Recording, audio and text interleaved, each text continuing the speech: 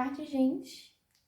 Eu havia falado que eu ia dividir a aula de hormônios em duas, né, em dois vídeos, por causa que foi separado assim pra mim na faculdade.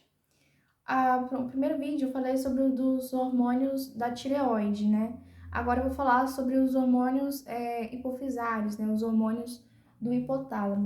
Antes, eu só queria relembrar a anatomia, porque a anatomia é muito importante, né?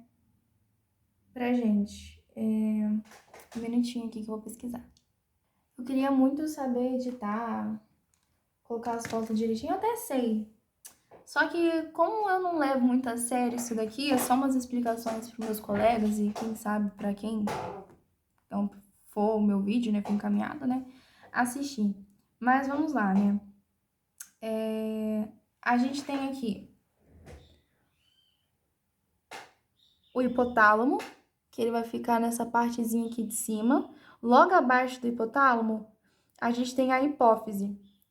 E a hipófise, ela é dividida em duas, tanto que a gente fala que tem a adenohipófise, que é a parte anterior, e a parte posterior é a neurohipófise, né? E agora a gente vai falar sobre dos hormônios da hipófise em si, né? Que eu vou focar nisso. E tem o hipotálamo e tudo mais, né? E eles estão envolvidos com a tireoide, por isso que eu falei primeiro da tireoide, né? Os hormônios hipofisários, eles são hormônios endócrinos, né? Quando a gente fala de hormônio endócrino, é que eles são hormônios que são produzidos por uma glândula, essa glândula vai produzir o hormônio e esse hormônio vai cair direto na corrente sanguínea para agir sobre um determinado órgão-alvo. Praticamente é o mesmo conceito de hormônio em si é isso, é uma substância que eu falo? É um produto? Vou falar que é um produto. Deixa eu ver aqui que palavra que eu usei.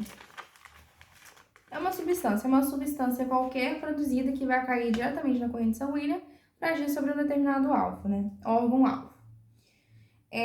Então, a gente tem os hormônios endócrinos e a gente tem os hormônios neuroendócrinos, que são neuroendócrinos, neurônio. Então, são hormônios que são produzidos por neurônios especializados, né? Por um exemplo, no caso do hipotálamo, né? O hipotálamo vai produzir esses hormônios, né? Do neurônio e tudo mais, que vão ser liberados no sangue para agir sobre os locais específicos. Os hormônios, a gente vai classificar eles, deixa eu ver, em três tipos. Peptídicos ou proteicos, que eu vou falar bastante aqui sobre o GH. Então, tem o GH, tem a insulina, tem o hormônio antidiurético, né, que é o ADH. A gente vai ter também as aminas derivadas da tirosina. Ana Clara, eu já ouvi falar esse nome tirosina. É porque a tirosina, ela está envolvida com a tireoglobulina. Lembra? Acho que é tirosina mesmo. Tem tempo que eu revisei essa aula. Mas eu acredito tirosina. É isso mesmo, tá envolvido. Então, por isso que esse nome é familiar pra gente. Então, a gente tem as aminas derivadas de tirosina. O que são isso? São hormônios que são derivados da tirosina, que são hormônios ou se não neurotransmissores. Então, quais são os principais neurotransmissores que a gente tem? A gente tem a adrenalina, a gente tem a noradrenalina. Aqui a gente vai também ter o T4, o T3, que são produzidos lá no tireoide, né, pela tireoide. A gente também tem a classificação dos hormônios serem esteroides. Quando a gente fala de hormônios serem esteroides, é que eles são derivados principalmente do colesterol. É muito importante a gente saber isso. Como, por exemplo, cortisol, no caso, cortisol, aldosterona, os hormônios sexuais também. Aqui, então a gente já entendeu o que são os hormônios hipofisários, que a gente tem os hormônios endócrinos e os hormônios neuroendócrinos e a classificação deles. Nos hormônios da tireoide, a gente viu o feedback negativo. Aqui também vai ter a presença de um feedback negativo, mas também vai ter a presença de um feedback positivo. Quando a gente fala de negativo, eu sempre penso em negativo, em não, né? Não retorno. Então, quando eu falo aqui nesse caso de feedback negativo, ele vai ser o mecanismo mais comum presente. Então, se ele é o mais comum, consequentemente, o feedback positivo ele vai ser mais raro. O feedback negativo, ele é o mecanismo mais comum. Basicamente, um hormônio ele vai inibir a sua própria produção ou vai inibir a produção de outros hormônios que estimulam a sua liberação. No feedback positivo, é basicamente você, no negativo, por exemplo, estou eu espirrando, borrifando, aí o meu próprio, vamos supor que o líquido que tá aqui é inteligente, ele entende, tipo assim, chega, tô no fim, vou parar de espirrar, ou senão, aí aqui no ambiente fora tá muito excesso, vou parar de espirrar. Então, ele próprio inibe meu mecanismo de ficar espirrando assim. É esse que seria o mecanismo de feedback negativo, né? O positivo, que nem havia falado, ele é mais raro. Se no negativo você está inibindo a liberação de um hormônio, consequentemente no positivo você vai estar estimulando a liberação de um hormônio, né? Então, no feedback positivo, você vai estimular ainda mais a liberação de hormônio, como por exemplo, a liberação do hormônio da ocitocina durante o parto. Quando a gestante está lá realizando o parto, né? Esse hormônio ocitocina, que já é bastante abundante, se não me engano, na gravidez em si, com o parto ele vai ser liberado em cada vez mais em grandes quantidades, né? Aí eu iniciei o vídeo falando da anatomia e eu vou retornar, porque assim, a hipófise, ela está localizada eu acredito que é um acidente ósseo mesmo. Deixa eu ver aqui. O nome desse acidente ósseo é célula túrcica. Deixa eu ver se é um acidente ósseo, né? Se eu não anotei errado.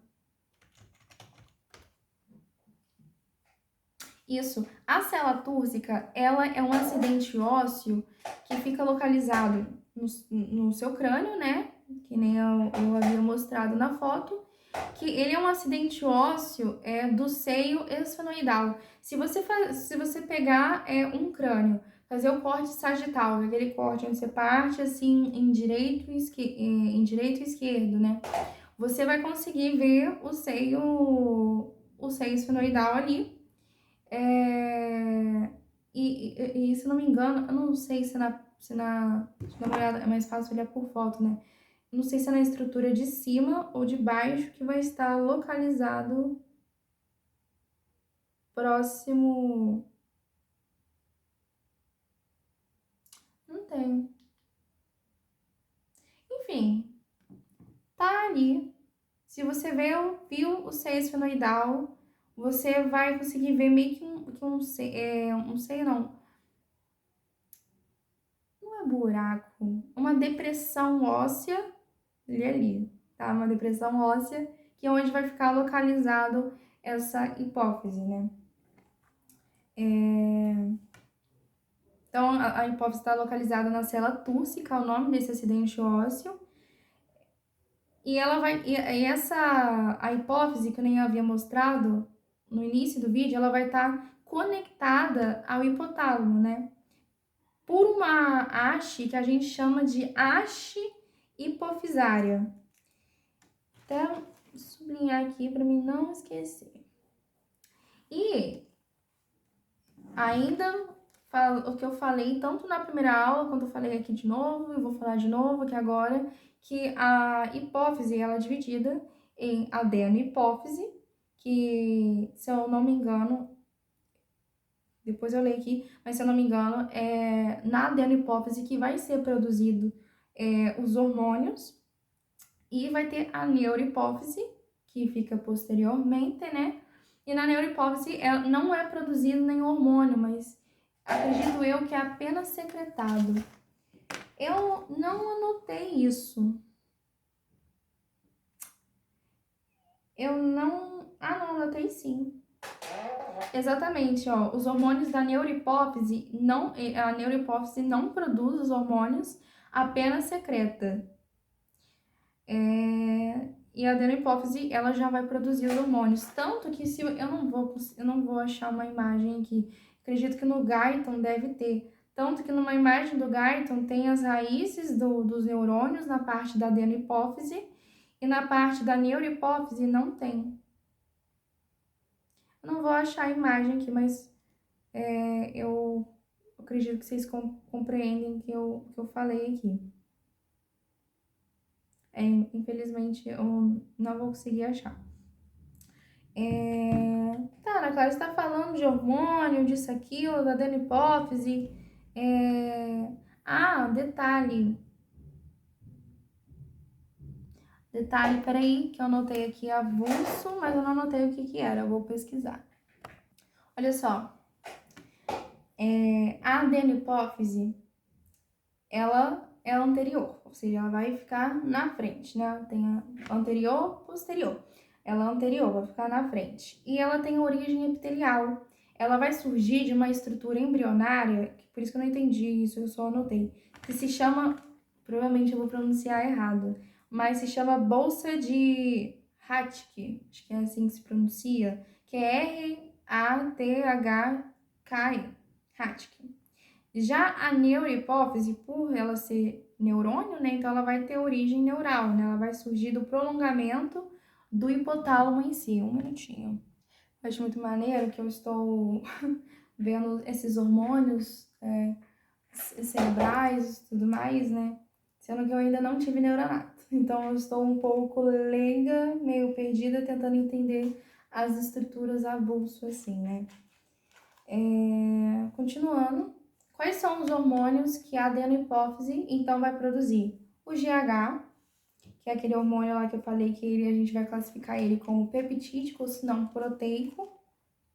O GH, ele é um hormônio de crescimento. Então, se eu falei que eu vou falar bastante dele aqui, então a gente vai falar 1 hora sobre crescimento.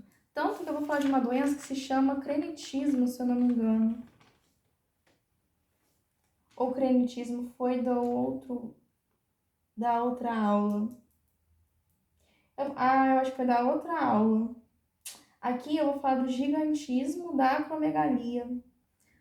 Foi da outra aula mesmo? Eu jurava que eu ia falar nessa. Não, foi da outra aula mesmo. Que vai estar envolvido com a tireoide, né? Gigantismo tem a maturação cerebral fetal, isso mesmo. Então a gente tem o GH, que é o hormônio do crescimento. A gente tem o TSH, que eu não sei se vocês vão lembrar, mas o TSH é aquele hormônio estimulador, como que fala? Hormônio estimulador, aqui eu escrevi hormônio estimulador da tireoide, mas é um hormônio estimulante da tireoide, estimulador, mesma coisa, né? Enfim. A gente tem o ACTH, que é um hormônio que a gente chama de adrenocorticotrófico. A gente tem o LH e o FSH, que são hormônios gonotróficos, hormônios sexuais das gônadas, né? E a gente tem a prolactina. A prolactina, eu não lembro onde eu vi, mas eu acho que é um hormônio importante para a produção de leite. Acho que é isso. Deixa eu ver aqui. Deixa eu ver. É assim, eu estudo junto com vocês. Eu vou seguindo meu raciocínio. Exatamente, a prolactina, ela é um hormônio estimulador da produção de leite nas glândulas mamárias, né? Continuando. E os hormônios da neurohipófise? Lembrando que a neurohipófise, ela não produz hormônio, mas ela vai secretar esses hormônios. Que hormônios são? Eu havia falado do ADH, que ele também é um hormônio peptídico, né? Um hormônio proteico. O ADH é um hormônio antidiurético, que vai estar até envolvido lá com o nosso sistema renina, angiotensina, aldosterona. E a ocitocina, que também é um hormônio presente nas mulheres, que eu falei da gravidez, né? Ele é liberado bastante na gravidez, mas eu não lembro a função dele. Eu lembro que eu vi isso no ensino médio.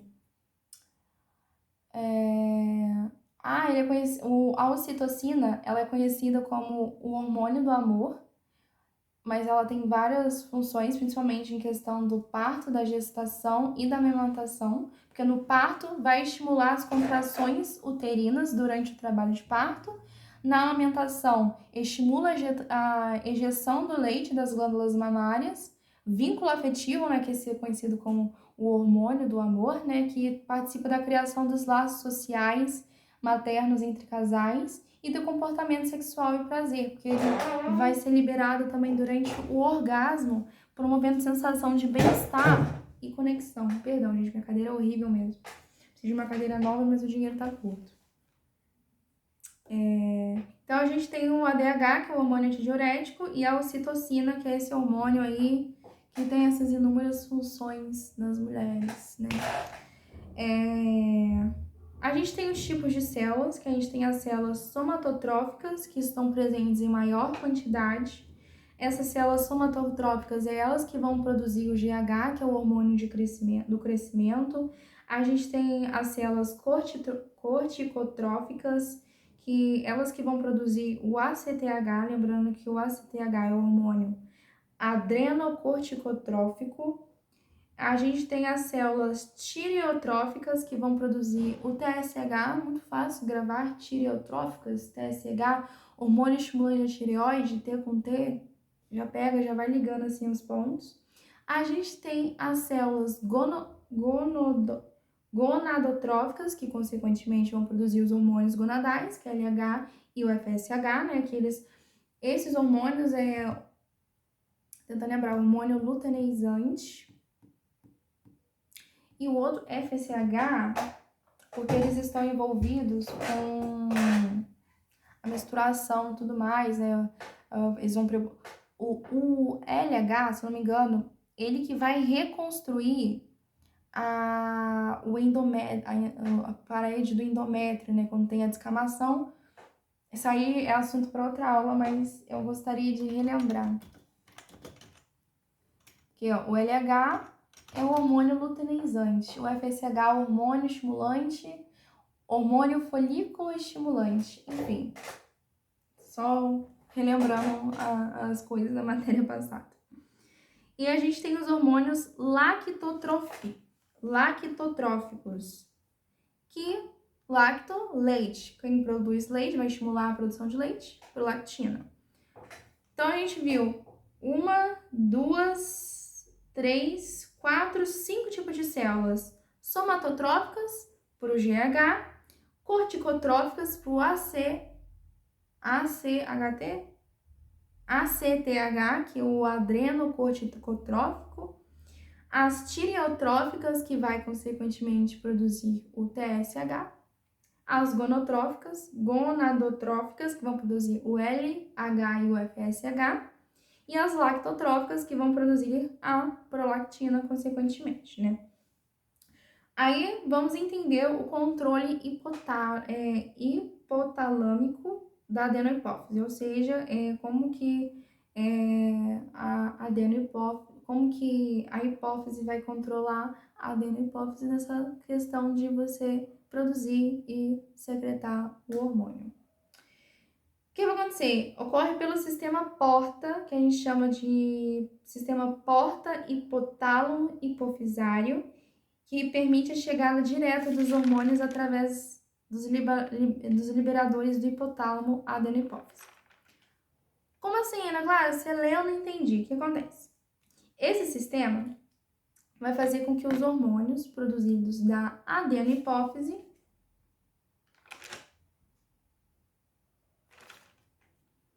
Perdão, eu li errado aqui. Não, eu falei certo, mas eu tive o raciocínio errado. Esse sistema faz com que os hormônios produzidos lá no hipotálamo caia diretamente na adenohipófise.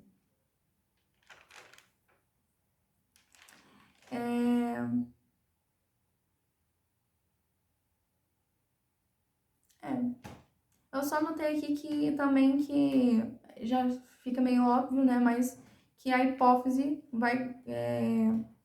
que o hipotálamo comanda a hipófise, né? Hormônios do hipotálamo. e ação sobre a hipófise anterior. A gente viu os hormônios que a hipófise produziu, que foi o GH, o ACTH, TSH, LH, FSH, prolactina, tem a ocitocina também, tem a insulina, tem o ADH, tem vários hormônios que eu havia falado. Agora, os hormônios do hipotálamo. O hipotálamo é a primeira estrutura que vai se ligar à hipófise, que se liga através da, eu até circulei aqui, da haste hipofisária. Na hipófise vai ser dividido em adenohipófise e neurohipófise. Lá no hipotálamo, ele vai gerar alguns hormônios que vão agir na hipófise anterior. Quem mesmo é a hipófise anterior? Isso mesmo, a adenohipófise. Então, o hormônio TRH, o hormônio CRH, o hormônio GHRH e GHIH, nossa senhora, quanta quantidade de H, são esses hormônios que vão controlar, vamos dizer, que vai estimular a produção e liberação. Acho que a produção, vamos confirmar, peraí. Vai estimular a produção e, consequentemente, a liberação, os dois, né? Porque a adenohipófise, ela produz e libera hormônios. O TRH, ele vai estimular o TSH, que é o hormônio estimulante da tireoide, e a prolactina, que é o hormônio produtor de leite, que vai estimular as glândulas mamárias a produzir leite. O CRH, percebam que T com T. TRH, TSH e tem a prolactina ali perdida. O CRH, qual outro hormônio que eu falei da adenohipófise que tem um C ali? O ACTH, que é aquele hormônio que eu não sei a função dele. Eu sei que ele é um hormônio adrenocorticotrófico. Vamos ver qual que é a função do hormônio ACTH.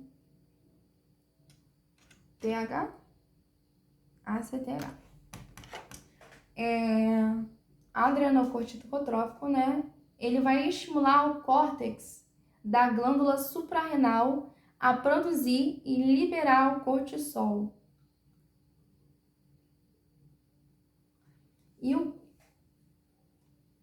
Peraí que me surgiu uma dúvida. Não era bem uma dúvida, era só para ver se eu entendi certo. Vamos lá. Lá no hipotálamo, a gente vai ter o CRH, que é o hormônio que vai estimular a produção e a liberação de um hormônio peptídico, que é o ACTH.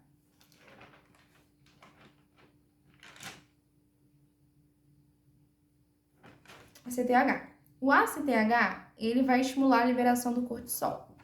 Lembra que o exemplo que eu dei, que o cortisol, ele é um hormônio esteroide, que é derivado do colesterol? Era isso. Era só isso que eu queria entender, se eu estava certo que esse meu raciocínio. Então, T com T, ok. C com C, ok também. Então, G com G. O GHRH vai estimular quem? O GH, que é o hormônio do crescimento. Então, vai estimular. Ana Clara, mas tá faltando um outro G, que é o GHIH. Se um estimula, o outro vai inibir. Então, esse GHIH, que a gente também pode chamar de somastotina, bom, muito melhor que ficar falar GIH, GIH, essas coisas. Somastotina vai inibir esse hormônio do crescimento. GIHI significa... Ai, será que eu arrisco em inglês? Significa... Não vou arriscar, não. Mas em português é o hormônio inibidor do hormônio de crescimento. Basicamente isso. E a gente tem mais um outro, que, na verdade, tem mais dois outros, que é o GNHR, que vai estimular o LH e o FSH. Esse aqui é o único avulso que, na minha opinião, não tem como conectar um com o outro, vai ter que saber mesmo gravar assim. E o PIH, que vai inibir a prolactina. Tem o TRH, que vai estimular a prolactina. O PIH inibe a prolactina. Esse PIH é até fácil de memorizar também, porque P de prolactina e I de inibidor. Você só tem que lembrar que o TRH vai estimular a prolactina e que o PI, o I de inibir, que vai inibir a prolactina. O GH, vou falar dele. Ele é o hormônio do crescimento, né? Ele vai estimular o crescimento dos tecidos, do tecido ósseo, sei lá, tecido adiposo e, consequentemente, ele aumenta o número de mitoses e o tamanho celular. Vai ter um efeito metabólico. Qual que é o efeito metabólico? Porque, assim, o GH, ele vai estar muito importante pra gente também, porque ele vai estar envolvido com a diabetes. E eu vou explicar isso mais pra frente. Aqui ainda. Por quê? O GH, ele faz síntese proteica. Ele é um hormônio que vai aumentar a produção de proteínas. Então, isso é até importante para você ganhar massa muscular e tudo mais. Ai, minha barriguinha. Falou massa muscular, já fiquei coisa. Enfim. Vai aumentar a lipólise. Lembrando que a lipólise, ela é a quebra da gordura. Então, se você tá quebrando gordura, você tá liberando ácidos graxos. Se você tá liberando ácidos graxos... Pera aí, só confirmar meu raciocínio aqui. Ó. Inclusive, eu vou explicar pra vocês e vou mandar um áudio ao mesmo tempo pra minha amiga, porque foi essa dúvida que ela havia me perguntado e eu expliquei igual minha cara e agora eu vou explicar melhor pra ela. Então, peraí. Em relação com a diabetes e tudo mais, provavelmente o que eu falei no áudio anterior não tá errado, só que agora eu vou explicar melhor, né? Assim, o GH, ele vai aumentar a lipólise, né? A lipólise é quebra de gordura, no caso, quebra de triglicerídeos, né? Aí, quando você tá quebrando os triglicerídeos, você vai estar liberando ácido graxo. Quando você tá liberando ácido graxo, né, são usados para aquela fonte de energia e tudo mais, né? Aí, Meu Deus, peraí. Tem que ler aqui porque perdi meu raciocínio. Você vai estar liberando ácidos graxos e você vai também estar liberando glicerol na corrente sanguínea, né? O glicerol no fígado, ele pode ser convertido em glicose através da gliconeogênese. Então, quando você tem, vamos dizer, alta taxa de GH, né? Deixa eu só confirmar rapidinho, se é isso mesmo que eu tô falando. Até eu vou confirmar.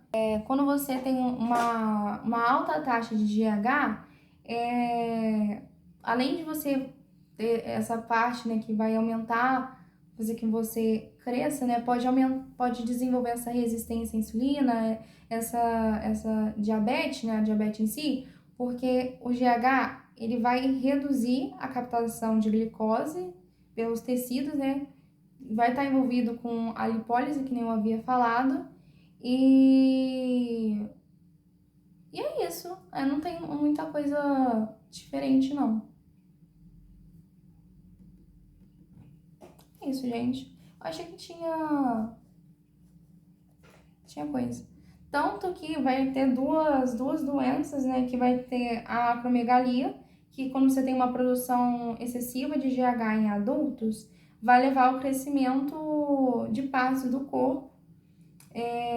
E também essa resistência à insulina e diabetes, né, se o quadro evoluir. Quando a gente tem excesso de GH já na infância, aí vai causar o crescimento excessivo, que vai prejudicar o risco metabólico, onde a pessoa, né, que nem aquele caso do professor, que nem o professor havia contado, do homem lá de 2 metros e sei lá quanto de altura, que ele faleceu, não sei se foi aos 30 e poucos anos e tudo mais. Já falei, inclusive, das duas doenças que eu ia falar, né? Mas vou repetir elas no finalzinho. Então, ainda no efeito metabólico do GH, a gente tem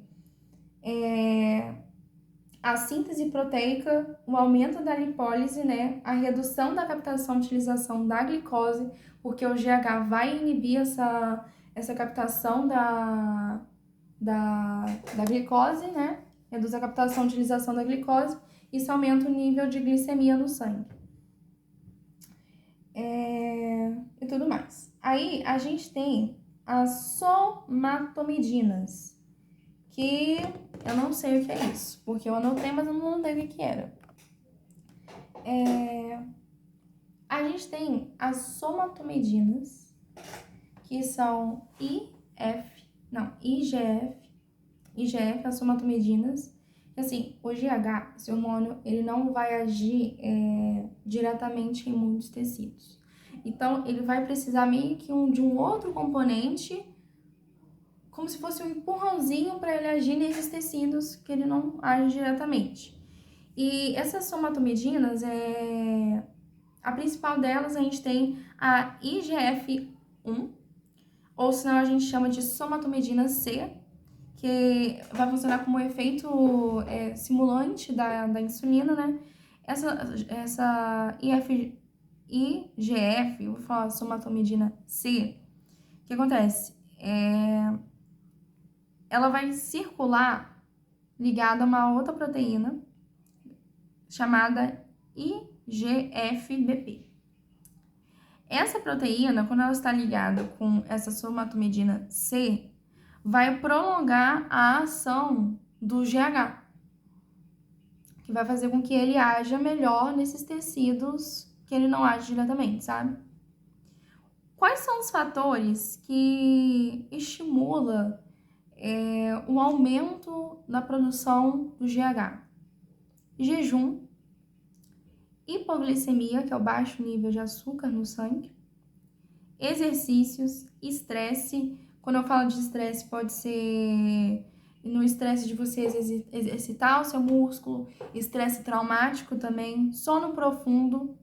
Por isso que quando tem crianças, a gente fala que crianças necessitam ter uma boa noite de sono pro crescimento dela. Crianças que passam muito tempo à noite no celular, ou jogando, vendo alguma série, filme e tudo mais, podem sim prejudicar o crescimento dela, porque o GH está relacionado a isso. E a grelina também, que a grelina é um hormônio que vai estimular o apetite. Então, você está comendo, né? Você está com grelina no corpo, vai estimular o apetite, você vai estar comendo, recebendo nutrientes e vai ajudar, vai favorecer o fator de crescimento, né? E quais são os fatores quais são os estímulos que inibem essa produção de GH? Somastostatina, que eu tenho certeza que eu falei dela aqui, só que eu não me recordo. Somastostatina. Eu falei da somatomedina, mas eu não falei da somastotina. O que é isso? Somastostatina. Não confunda somatostatina com somatomedinas. Somatomedinas vão influenciar. A somastostatina, que é aquele GHIH, né, que vai inibir o hormônio de crescimento. Você sabia que eu falei dela? É tanto nome que às vezes eu me perco. Hiperglicemia, a glicose está alta no sangue, aumento de glicose no sangue. O IGF-1, o feedback negativo. A gente viu que o IGF-1, ele vai estimular a ação do GH, junto com a proteína, quando está ligado com a proteína IGF-BP. Lembra que o feedback negativo é aquele processo em que você está, que o próprio hormônio inibe ele para não agir? Então, você está meio que inibindo o IGF-1, que é a somatomedina C. O feedback negativo, então se ela não está inibindo, não vai agir tanto assim em determinados órgãos, né? O GH é o envelhecimento, eu já havia falado, né, que o que acontece, ó, a secreção do GH é maior na infância, para você crescer, né?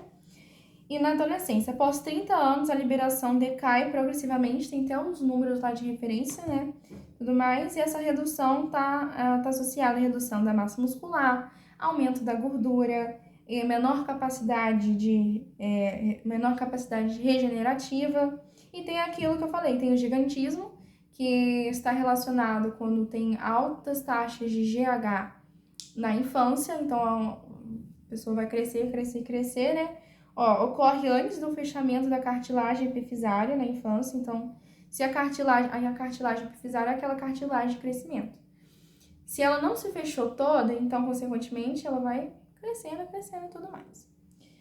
Agora, e nesse caso, o GH é proporcional, ou seja, vai distribuir para o corpo todo, então todo o corpo vai crescer. Quando a gente está na fase adulta, que acontece a acromegalia. A acromegalia é aquele processo em que apenas